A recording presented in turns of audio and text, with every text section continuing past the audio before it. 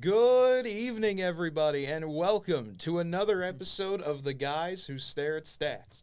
I'm Cade Kennedy alongside Connor Gray and Andrew Santangelo, and folks, we have another fun show here, so stick around. Feel free to subscribe, like the video, leave a comment below, because we have a lot to get to today. But starting off, as always, with the most important question of the day, guys, how are you two doing? Doing very good. I'm just obviously very happy after what happened on Sunday, and it's pretty much been carried over to my entire week so far. Yeah, it's been awesome. I mean, anytime your team's in the Super Bowl, it always brings a smile to the face, especially after the run the Phillies made. So it's a fun time right now. Obviously, wish the weather was a little warmer. If it was gonna be this cold, we might as well give it some snow to get off a little bit. But I wish. no. I mean, this is January weather though. What else can we have? And crazy another month starting already tomorrow. Yeah, it's hard to think. It's February tomorrow. We had the final games of January, the conference championship games. Basketball's been crazy as well.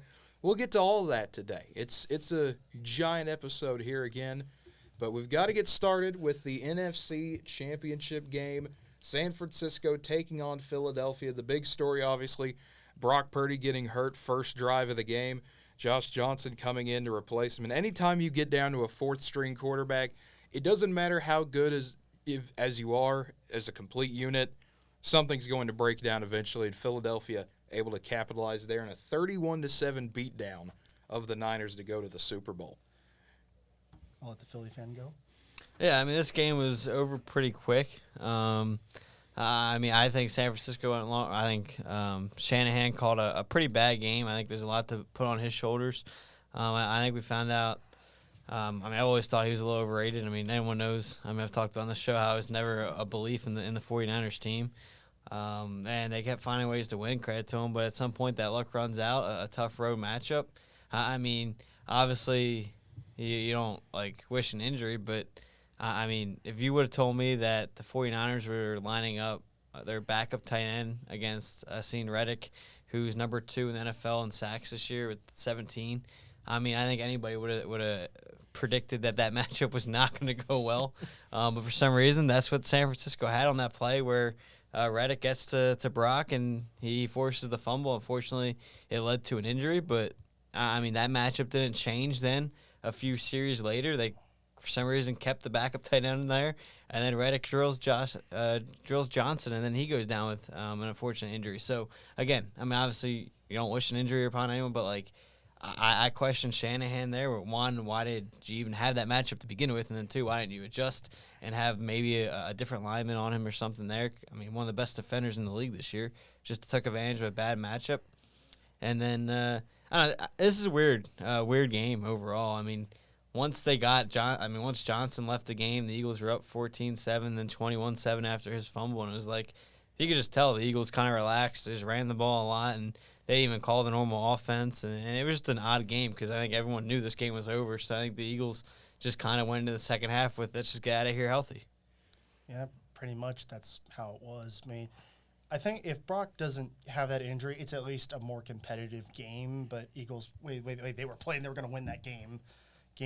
But I still think Purdy probably would have probably had a solid game, but nothing that would have helped the Niners win.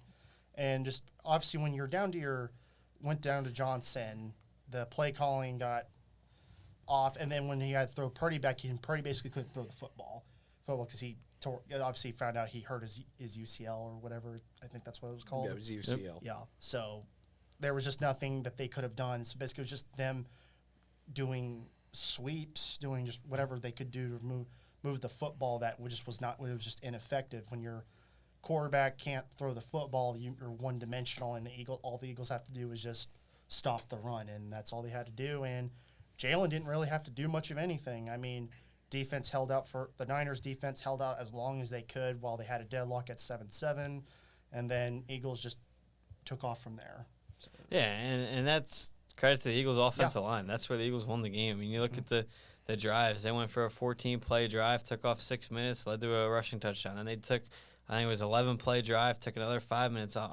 For how good of this defense was always talked out to be from the 49ers, the Eagles just ran right down their throats. Yep. And it really didn't look like 49ers were much of a match there. And credit, it all starts with the offensive line, and that's where Lane Johnson's been huge. Jason Kelsey's been huge, and I mean that's why they're Pro Bowlers, and that's what well you won't see because they don't.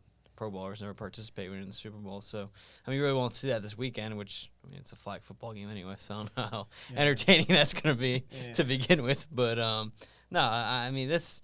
It's just a hard game to judge. You couldn't really take much from it, just from all the circumstances that happened. But credit to Nick Sirianni. They came out with a great game plan and better than the 49ers, and I think he outcoached Shanahan as well.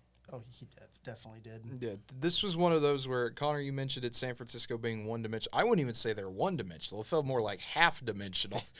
Put there. They had one play, which was give the ball to Christian McCaffrey. If they couldn't run that one, well, they would try to give it to Deebo Samuel, and he'd usually go backwards and then usually turn it a 5-yard loss. Maybe he'd get back to the line of scrimmage. Every time I was able to look at the TV, it was just like, oh, they're doing another wide receiver sweep. So it's like, okay, that's not going to work, but all right. Yeah, it was one of those where this was a really I understand that it's a hard circumstance with your fourth-string quarterback in, but if you throw enough screens and just hand the ball off and do one or two basic concepts, Philadelphia's going to figure that out in a few plays. That's you have to still find a way to be creative here. You can't put everything on, okay, Christian McCaffrey's our guy, but we're going to try to do these other things as well. George Kittle's just standing right there. He's not really doing anything. I think the Eagles did a good job covering him up. I think the Eagles played about as well as you could play for a game where you're trying to just keep everything safe, don't get anybody hurt, keep just marching down the field when you need to. And, I mean, that's what you said, Andrew, and, I mean, that's pretty much what happened. Philadelphia realized, we're up 21-7. There's nothing really we can do here. The Niners have already beaten themselves. Exactly, and you hit it spot on. I mean, it's not like you're once Brock gets hurt, it's not like you're going out there with no-name players. Like, you still have some of the best weapons in the league in terms of George Kittle, Samuel. Ayuk's not bad either. So, I mean, I don't know why they didn't try to use him. I mean, just ineffective play calling. Just exactly. I think that's where Shanahan's got to – I mean, I think that's where he gets a lot of blame. Everyone talks about how good of a coach he is, and, I mean – It just didn't. He didn't show it, and even the initial game plan with Brock. I mean, in the start of that game, I mean, they go 3 and out, I think it was, and then he comes in, and they get the turnover. So like, he just never showed himself. And again, that's credit to the Eagles coaching staff for out coaching him. Also, we were robbed of McCaffrey QB5, and I'm disappointed in that. I was really looking forward to it once they started teasing it. Like, please, just put McCaffrey in a quarterback. Just run QB power. It'd be hilarious, but never happened. Never happened. But moving on to the AFC Championship game, this one a bit more competitive than the NFC one. The Chiefs taking on the Bengals. This was about everything you would expect this game to be. Kansas City gets up to an early lead. The Bengals try to claw their way back. They eventually tie the game. But when Kansas City has to make plays down the field, Patrick Mahomes pretty much gimping around out there at times, able to get down the field, and Butker with the game-winning field goal to get the Chiefs back to the Super Bowl in a 23-20 win. Yeah, this one was you're on the edge of your seat pretty much the whole time because you had amazing plays that kept happening. Obviously, started off field goals.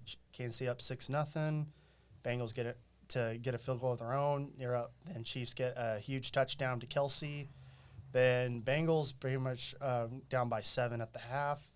Then Bengals came right back firing, and basically teams were trading touchdowns, and then it came down to which defense was going to step up, and both sides were doing their best. And sadly, if you're a Bengals fan, it ended on a late hit after Mahomes literally took 2 steps out of bounds, and then it set Butker up for the game-winning field goal. I mean, both teams fought hard. I mean, both defenses played really well in this game. They kept each other at bay. I know Mahomes, he had a great game, despite the fact he was basically playing on one leg good amount of the time. And then Kansas City's defense just getting 2 picks off Burrow. One they did capitalize on. The other one they didn't really do anything with the ball.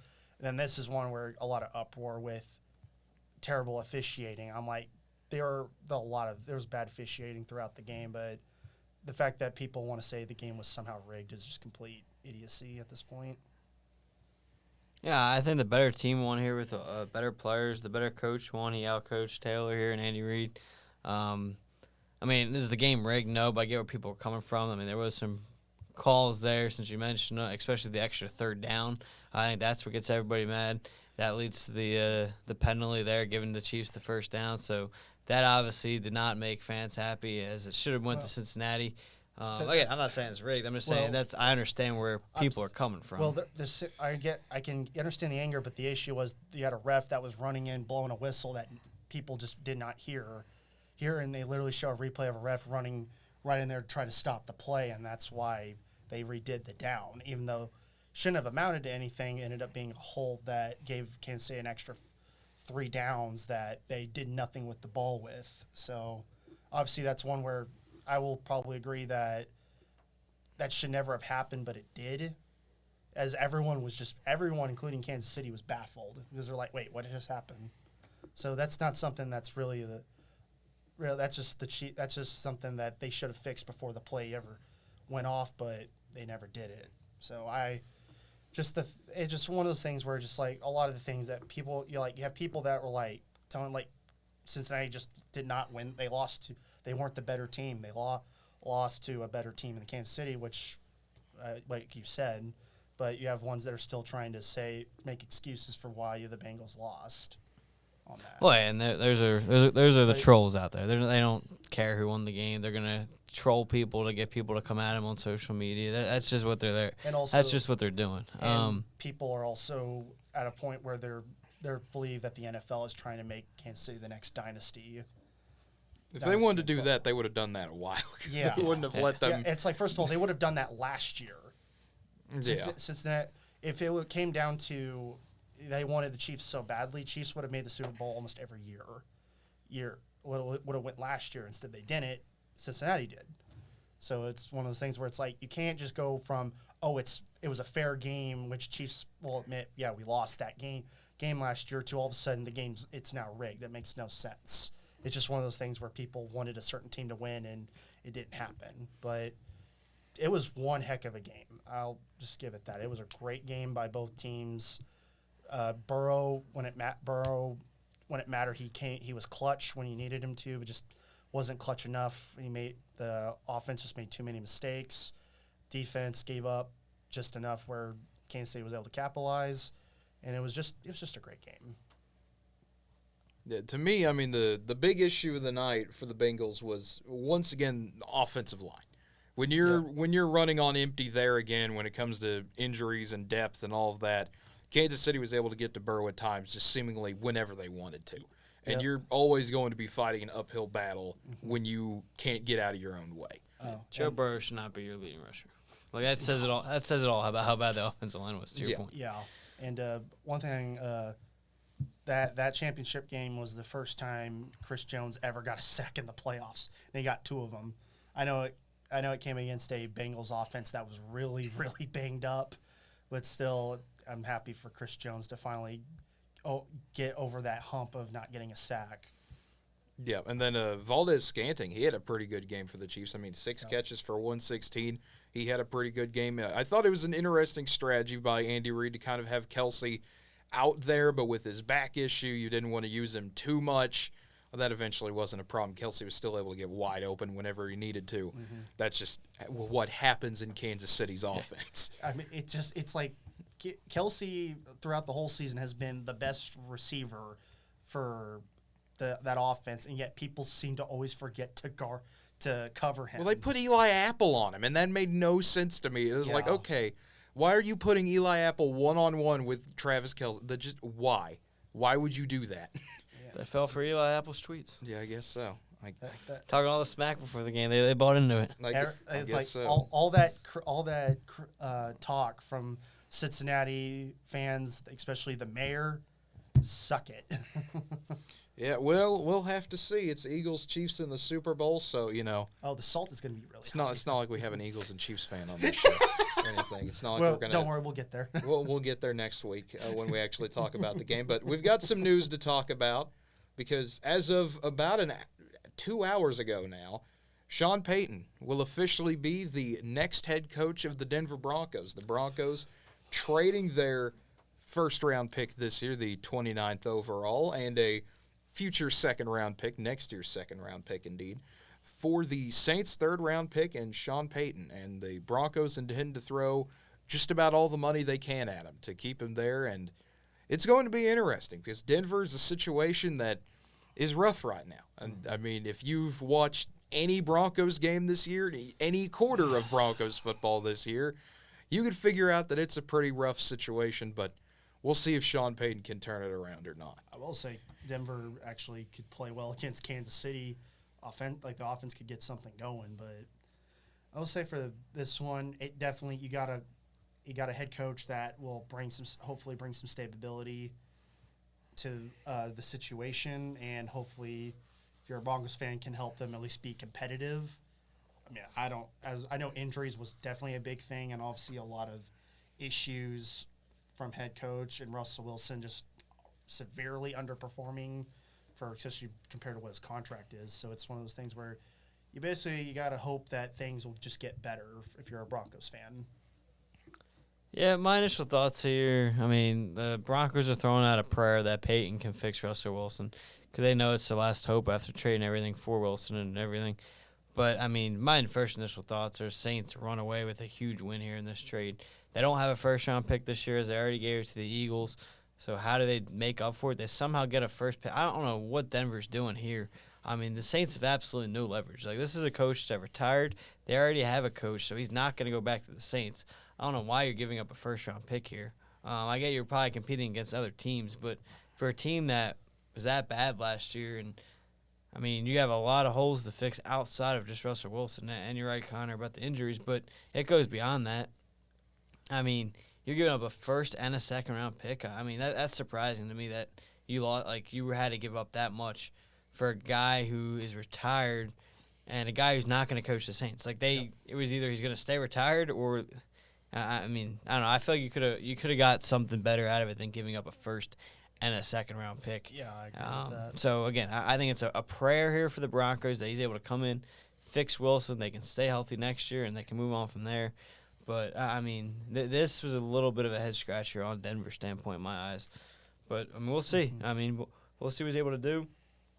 He's been out of the league for a little bit. I mean, we see Mike McCarthy. He kind of did that. He left for a little bit, came back.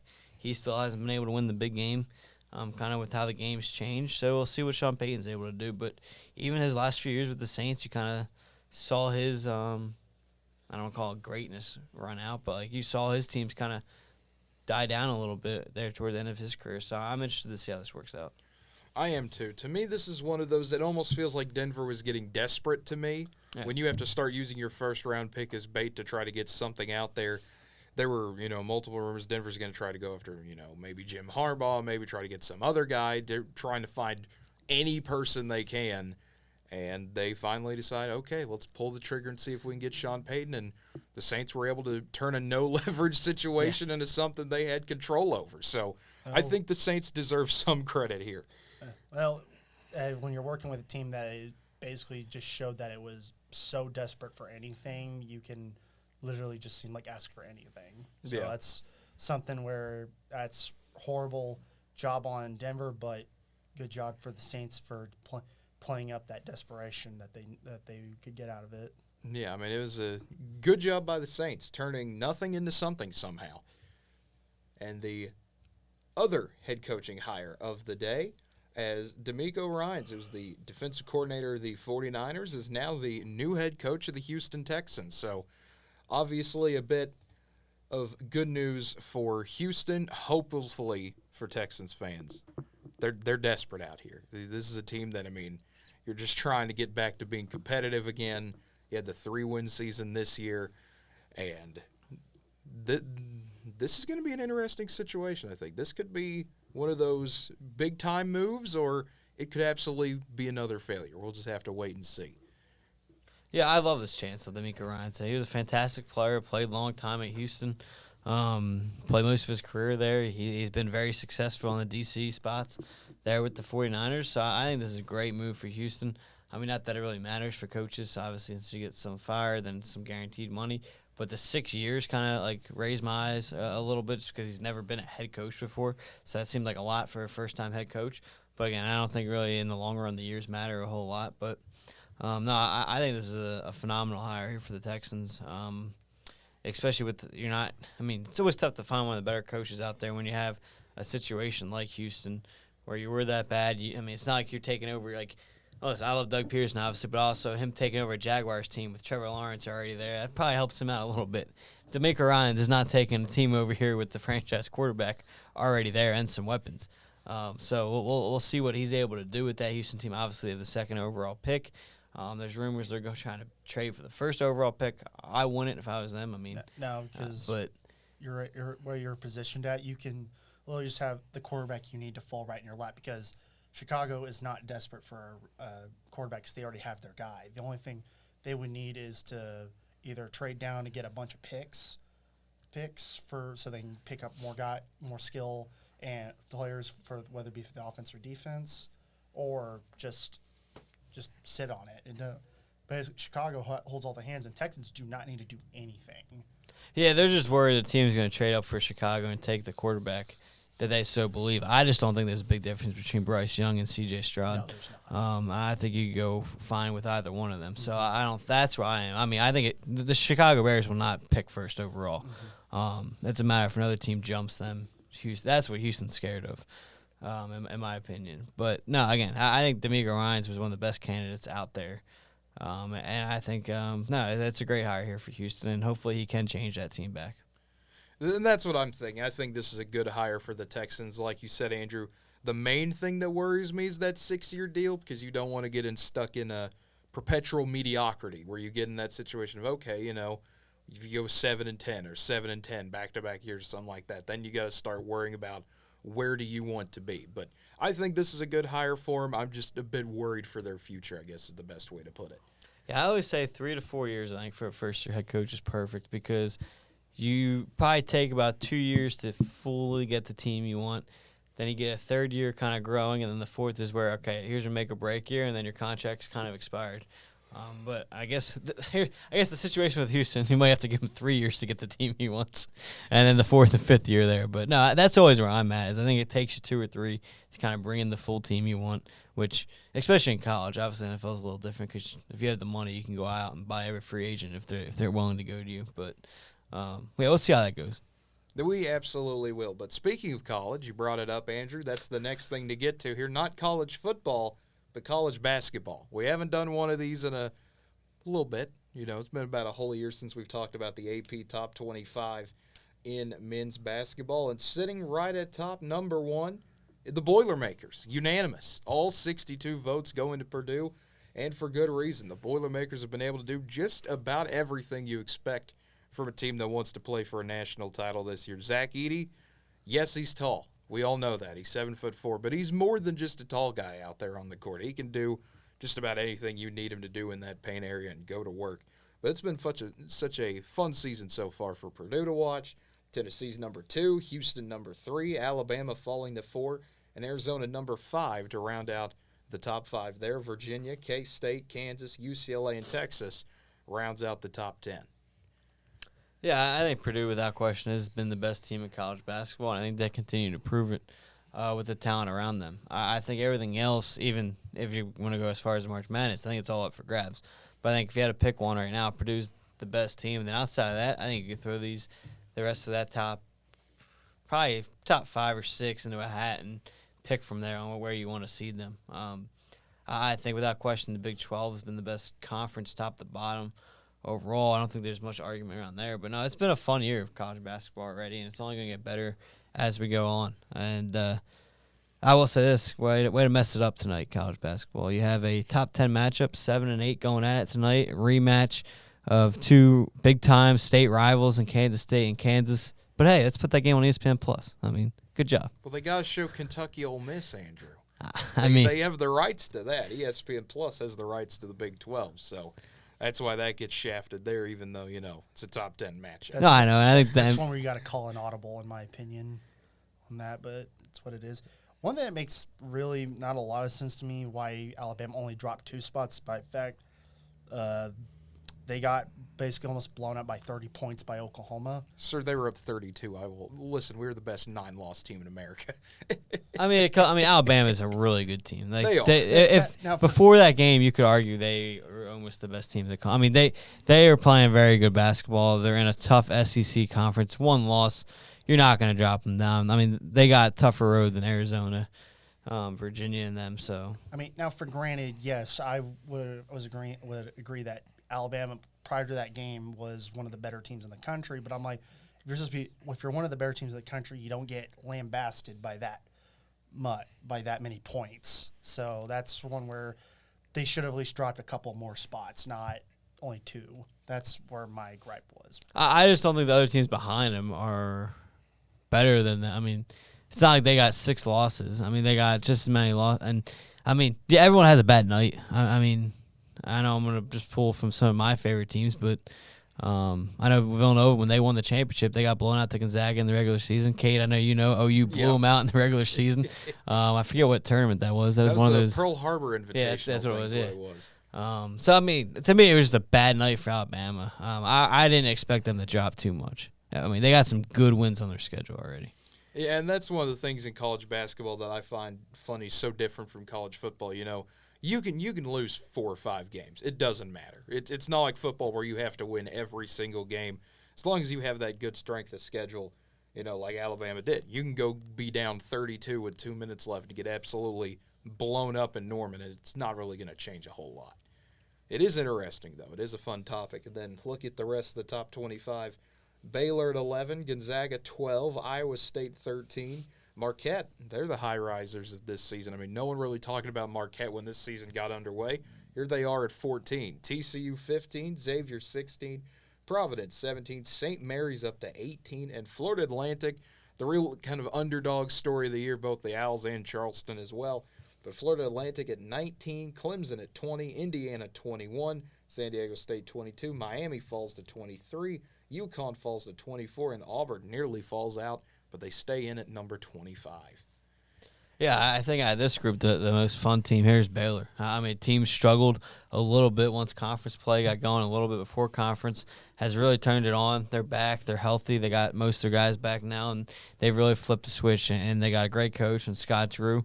I think Baylor, I mean, obviously not right now. They had a tough loss last night to Texas too, but I think Baylor, top to bottom, might be my favorite, or think they're the best talented team in the Big 12, and it would be my pick to win the conference playoffs. I mean, I think, when they started slow, missing a couple guys, it's going to be tough to bounce back and get all the way up to win the conference. But I think they're that good where they can go on a run, get steal the Big 12 playoffs there, and kind of get a 2 seed in the March Madness. I think they're the team to look out for in this group. And then it's fun having Miami back in the rankings, a big team like that. I mean, the drop off UConn.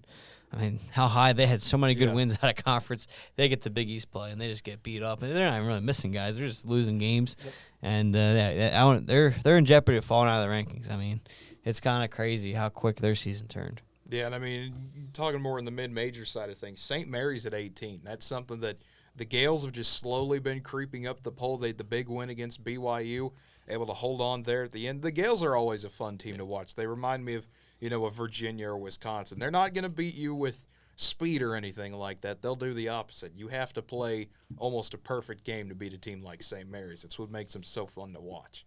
Absolutely. And same with, we'll see where they get put seeded-wise in the March Madness, but, San Diego State, Florida Atlantic, as you mentioned, Charleston, kind of stinks to see them fall out of the rankings here, but they were in the rankings for a while. So just schools like that, you get battling back and forth, and they're not in the rankings, but I think they were for a little bit. Yep, Charleston was.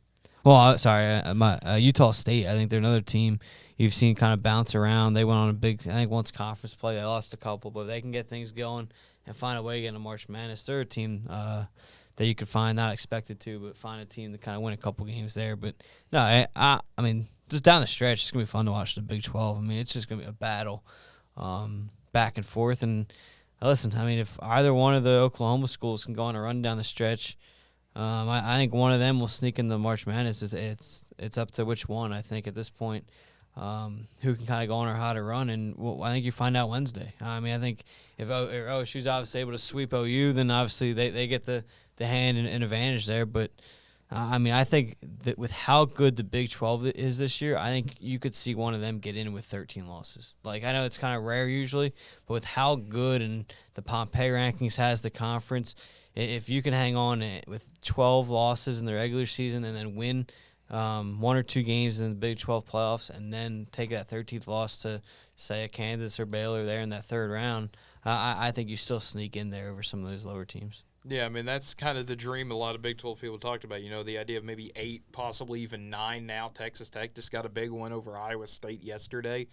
There's a possibility you could get 7, 8, and maybe even 9 if everything truly goes your way, getting that many Big 12 teams in the big dance. Yep. But looking at the final thing we're going to talk about here, we are going to talk about the Big 12 a little bit more because, ladies and gentlemen, it finally happened. The Big 12 football schedule's finally out. People have been asking for a long time. It took till the last day of January. We're finally here. The Big 12 schedule is out for 2023, and with the newcomers coming in, we officially have the Big 14 for at least a year, maybe 2, maximum 2. But looking at it, I mean, some of the big things here, I mean, Texas going to get that big game at Houston. That's been something Houston fans have wanted for a while now. BYU gets a huge home game against Oklahoma. There's going to be a lot of fun with all these schools mixing and matching. OU goes to Cincinnati as well.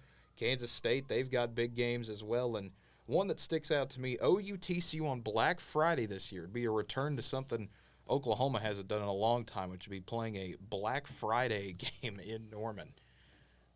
Yeah, I think there's a lot of fun matchups here. I think I read West Virginia and I think Oklahoma State are the only 2 teams to face every single newcomer here in the Big 12. I have no idea how they had that work out like that, but I think I read that those 2 were the only teams that face every newcomer. Man, that screen is messing my eyes up.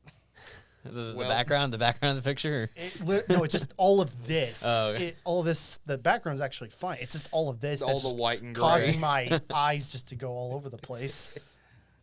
But no, I think it's an interesting matchup here, and I'm trying to. Man, I never can see anyway, even with my glasses. But does that say OSU and Kansas State are on Friday? Yes. What Friday is that? That is October 6th. But they usually do Friday games? No, they're just the Big 12. I remember reading they're going to start trying to do some Thursdays and Fridays as well to try to dominate the market and be the only game available on those days. And I mean, that's a good fun game, obviously, if both teams pan out the way you want them to, but I just didn't. It just seemed like a random Friday.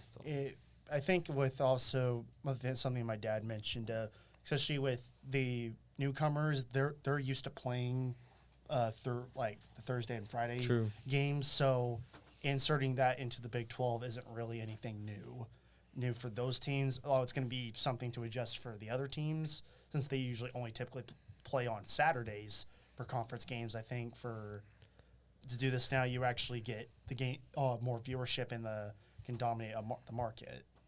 Yeah, no, that's a good point. And again, I can't read it. What's under OU Texas? Oh, it just says Dallas. Oh, just a reminder that it's a neutral. Again, site. I can't read it. It's okay. It's small text. It is small text. They made it small for a reason. But I mean, yeah, Oklahoma State, West Virginia, OSU getting that kind of stretch, meeting all the newcomers there. Late October, you get the final Bedlam in Stillwater for a while. You have, let's see, look at some of the other games here. Obviously, a big one, K-State hosting TCU this year, the Big 12 Championship rematch, October 21st. Going to be a lot of fun. Always is when the Big 12 gets together because you really do never know what's going to happen. I just love that. Shout out to Villanova, too, making this little schedule here. Yeah, they get UCF for a game. That's another fun one, the Dylan Gabriel Bowl, October 21st as well. UCF comes to Norman. Interesting scenario there. Winner gets his socks. I don't know.